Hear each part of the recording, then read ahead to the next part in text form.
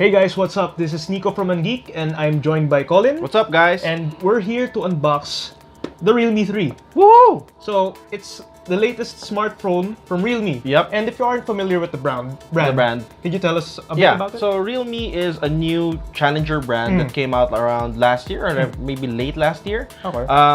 And it's a huge success, by the way. The first phone that they outed was a really good budget phone for like sub 6,000 pesos.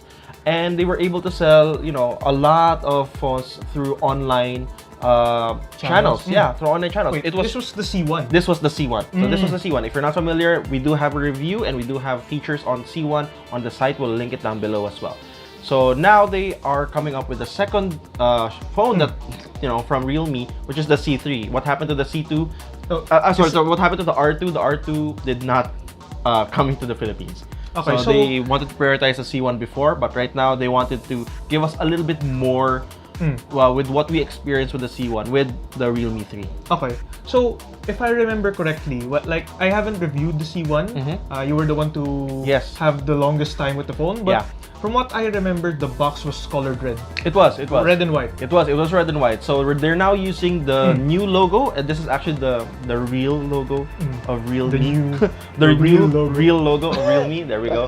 But this was the new logo that they announced as well last year when the company first showcased. Yeah, it is. It's built with like a nice gray tone with this deep. It's not even. It's like an orange yellow of sorts. It's not it's not your pure yellow. It's not a canary yellow. It's not a lemon yellow. I think it's more of like a yellow orange. So before we get too hyped up with the color change, I mean, it's a great color. It's a great color combo. Yeah. You know what? We've rambled on for a bit too long, so let's get on with the unboxing. Okay, here we go. So first off, we have this case. Okay. So I think most smartphones actually have or comes with a free jelly case, and Realme, thank God, is part of that. And they have, of course, the SIM ejector tool. Okay. Because I mean, like, I'm thinking, it's a budget phone. It is still a budget line of sort. But they still thought of, what, let's give them a little bit of freebie. Let's give them a little bit more protection. Yeah. Now, and then we have the phone itself. So before we get into this phone, let's check out what else is in the box. Yep. So then you have charger. Yeah, the adapter, and then the micro USB cable. And that's it. That's it. As you can see, there's no earbuds. There's no earphones here. Yeah, there are no headsets. I think it's the same with the C1. The C1 did not come with the headset as well. They did release headsets as premium giveaways later on in some of the online sell that they do. In fact, with Realme, it's really good that if you add them up in their social pages, because they'll come up with like flash sales every now and then, and sometimes they'll give like a speaker, sometimes there's like a headset or whatever. They give a lot of freebies. They give a lot of premium items. So now we have this. Ooh, it's in dynamic black. Okay. The phone itself. It is beautiful. So it's black, but if you tilt it, just a bit. Yeah, it's purple. There's a gradation of purple to blue, and I do love the like a glitter speckle, sort of like a night sky. What's great about this is it's named dynamic because when you tilt it a bit, the color changes. It's now a blue gradient. Yeah. So it's not a blue to purple. Yeah. Sort of transforms. Oh, that's weird. Because when you held it up, like if I hold it at a certain angle, you're right. It's blue, right? And then it becomes purple. Yeah. So it's not a gradient color like you see the blue and the purple. Yep. It actually changes depending on how you hold it. Oh, dynamic. That's why it's dynamic black. It is. But yeah, I mean, honestly, in terms of design, the Realme 3 came out with two designs. One is in black, one is in blue. I do like this more. The blue one, I agree. The blue one kind of reminds me of some of the phones that came out last year. It's a bit too bright for my taste. Yeah. This one, it's black, but there's a bit of color to it. I do love the originality on that, and I think what? Fine. People are saying that gradient color was so last year, so 2018. I mean, it's still a good color. It's still a good color. It's still part of, I think, a lot of the phones coming out right now.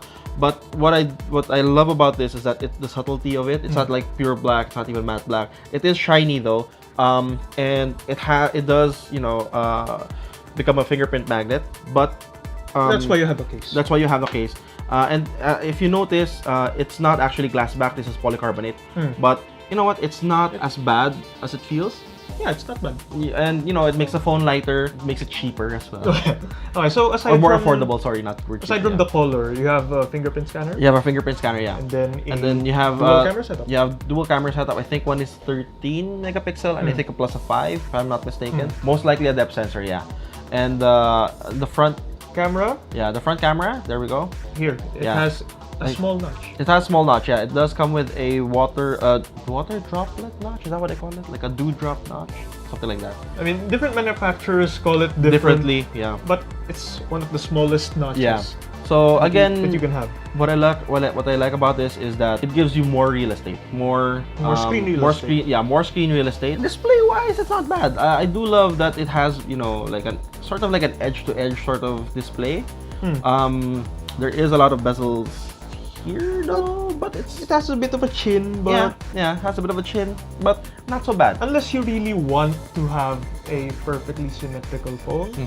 I mean, I suggest maybe blacking out the notch. I think this can do it. I guess that kind of balances it out, no? The only maybe discomfort I have with this is that it still comes with a micro USB when everyone else is moving towards a USB-C. But I disagree. No, I like Type-C phones. Okay. It's just that it's a budget phone. Like, I'd have a problem with a mid-ranger having a micro USB. But for something that's priced only less than 10K. Okay. That is true. This is the pricing of this is sub 10,000. And now I can't imagine last year having a sub 10K phone that's being powered by Helio P60. Oh, that's true. So yeah, if you aren't familiar with the Helio P60, it's SoC that powers the Oppo F7. Yeah, it was first shown with the Oppo F7. That was last year, and I remember when we started, you know, when we checked that phone out, we were all surprised. Like everyone in the media was surprised about that phone because it was literally leaps and bounds from the previous generation. The P60 was able to power up most of the apps that you can play, like your games. Sure, it may not run it like in ultra high setting mode, but you can still, you know, play PUBG kind of smoothly and all of these other games, right? Aside from that, apps are a bit more snappy. Well, I mean, the performance was great. Yeah, the performance was great, yeah. Especially considering it was a mid-range. Yeah. So but yung nga pala. Right so, now, the Helio P60 before was really meant for a mid-range, you know, subset of phones. And it's good that we are now having it on this entry-level, low-tier, budget-friendly phone, right? And you know what, for me, aside from having a powerful processor, the P60, well, powerful for its price. Yeah. It has 4 gigs of RAM. Oh, that's and really 64 gigs of internal storage. Actually, that for me is the kicker, because I think, you know, if you're going to consider this phone, consider it for that. Consider it for the 4 gigs of RAM and 64 gigs of internal memory. You will be hard pressed to find like a configuration on that price point. And to put the icing on the cake, it has a large battery. Oh yeah, it's one of the. It's crazy because the battery of this is. I felt like it feels like a flagship already. This the Realme 3 is equipped with a 4,320 milliampere battery, and that's big. Okay, that's huge. That's a huge amount of battery, and that's going to last you for like the rest of the day. That will easily last you a day, probably around 2 if you use it moderately. Yeah, I'm pretty sure. If you're a heavy user, you're gonna, I don't know, maybe go through 11 hours of continuous Netflix, I guess. I mean, well, as much as we are so hyped about this phone, again, we have only just unboxed it. Yeah, we'll put it through the paces, we'll test it out. Definitely, and give you the final verdict once our review comes out. Yeah. So, final thoughts? I like it. Honestly, I really like it. I think it's super competitive. I think with the price point, my beef with it is the micro USB, but it's fine. You know, as you said, it is, you know, for the price point, a USB-C might actually jack the prices up, might go beyond the 10,000 price point. This is again sub 10,000, and the specs on paper is really good. Camera wise, we're gonna show you guys photos as well, and yeah, we're gonna be testing this out a lot. One of the features that they are highlighting, or that they highlighted, is the nighttime photography. So this is one of the few that actually has that.